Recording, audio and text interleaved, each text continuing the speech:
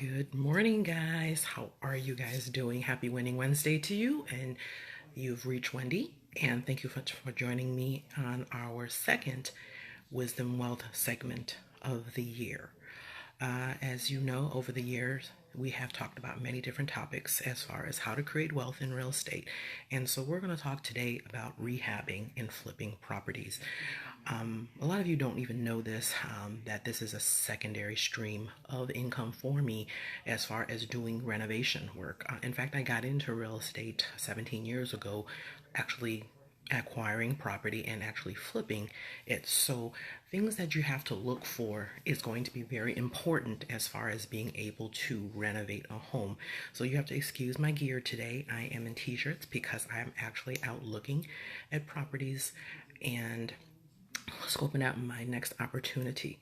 So we're going to talk about some of the things that you want to look for as far as being able to acquire property, because it has to make sense for you financially. Okay, guys.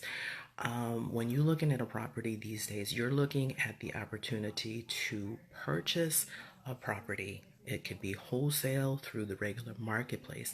But the bottom line, what's going to need to happen is you're going to have a couple of very important things. And that is going to have the opportunity to make sure you've got the right people, the right resources. You got to have the right team. This is going to be the most crucial part, where you're going to have to make sure you have the right team in place, because it's going to make or break your budget, or it's going to make or break your ability to stay on top of things. I have seen too many people that have gone through this process and not able to recover from this, and then you leave a property that's high and dry and the work is not completed, and it leaves a bad taste in your mouth. And I've represented many people that have gone through, or not even represented, came across people who I ended up representing, where they were unfortunately led by the wrong people, and then they were not able to make money. In fact, walked away and actually had to put money out of their own pocket in order to get the deal done. And that's very sad. So you got to align yourself with the right people. Resources are very important, guys, because if you don't align yourself with the right people, you're going to end up unfortunately losing. So we talk about people. The few people that you have to have on your team that is very crucial is always going to be a realtor, a realtor and a wholesaler, okay? Two, you want to have somebody who is a few contractors, because you don't want to just always rely on one person. You always want to have the ability to rely on several contractors who have the ability licensed and bonded, because those are very key too. Please do not work.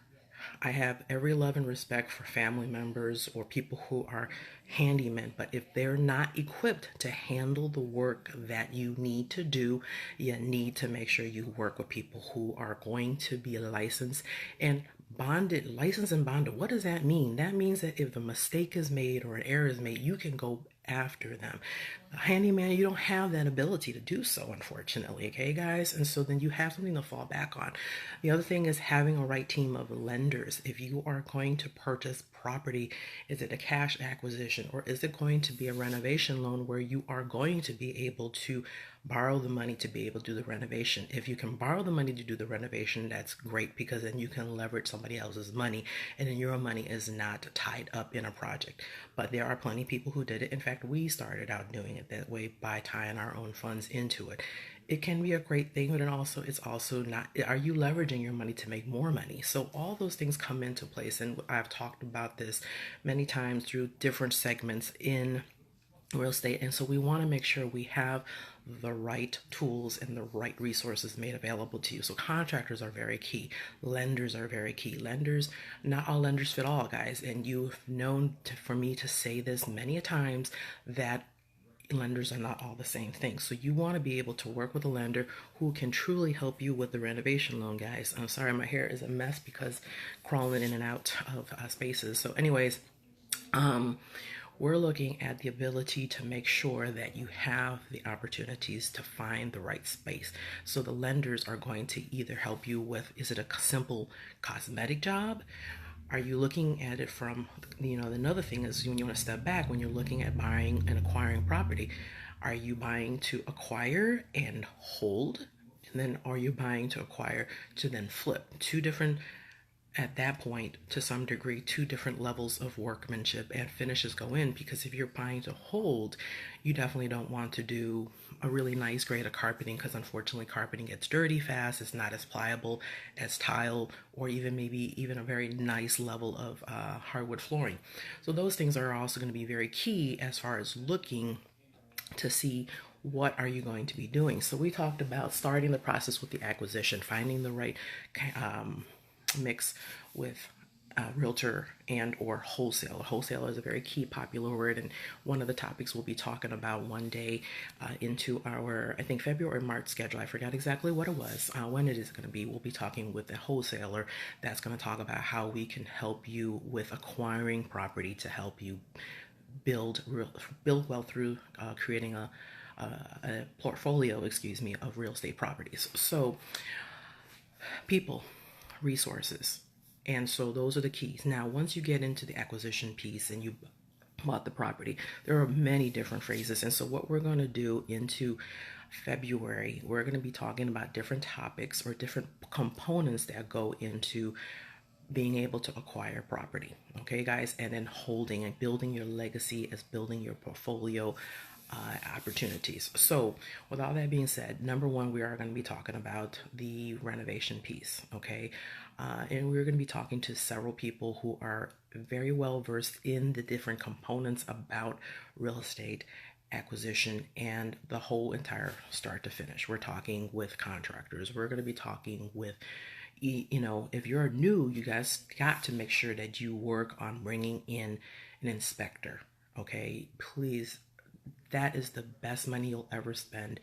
Depending on what you're buying, is it a single family, $350 to a building, it could be $500 for an inspection, but at least that way you'll know walking into a property what will need to be done.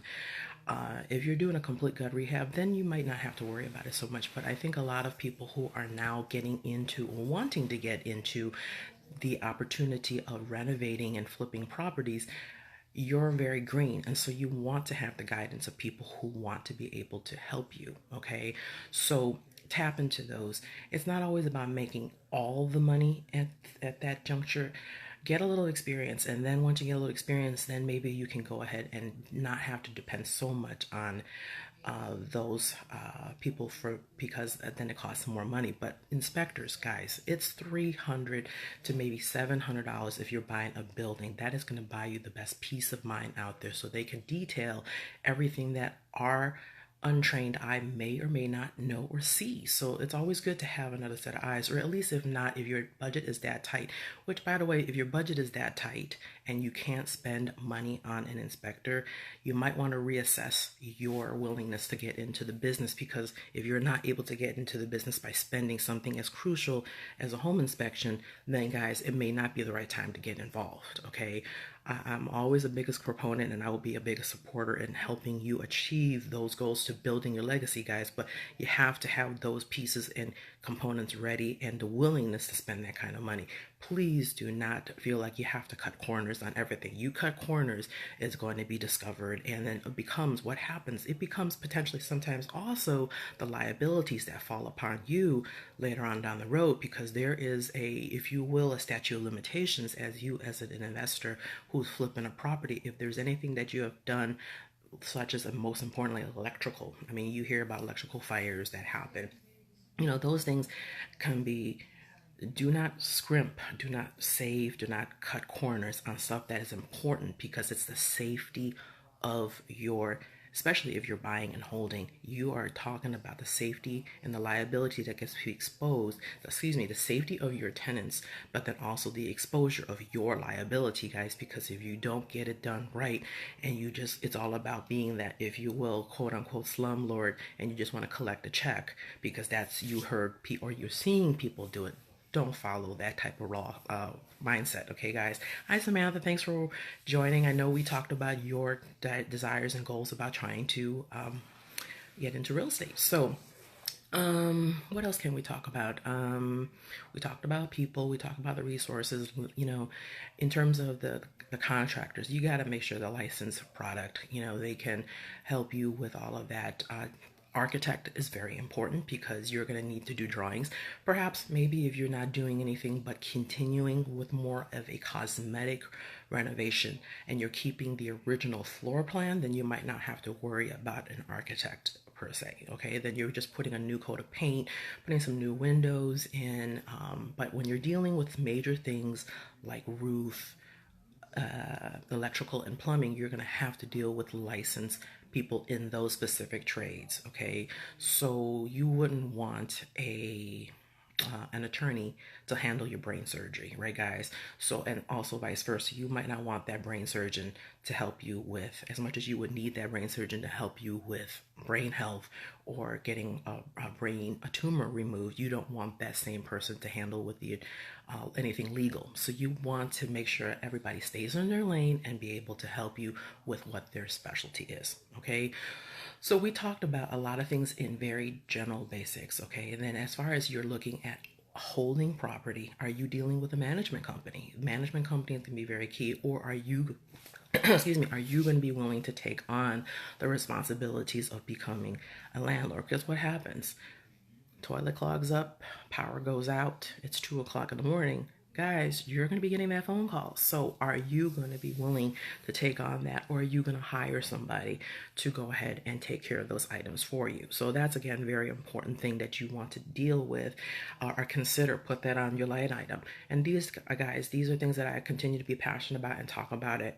But if you need any type of assistance, reach out to me. I'm here to help you go through this process. And I'm still, to this point, even just last night, spoke to a young lady who bought a property with me just a little while ago and is ready to think about looking at the second one and consulting with me. So these are things that are always awesome, to be able to tap into your team of experts to continually give you the information and the opportunities for you to grow your platform, grow your legacy, grow your portfolio, guys. So you want to look at that. If you need a property management company, I can help you with that. Small, large, however you want to deal with it. Now, when you're looking at being a landlord, one of the things that you want to look into, start small, guys. You, as a baby, you had to crawl before you walked, before you ran, or even ran marathons.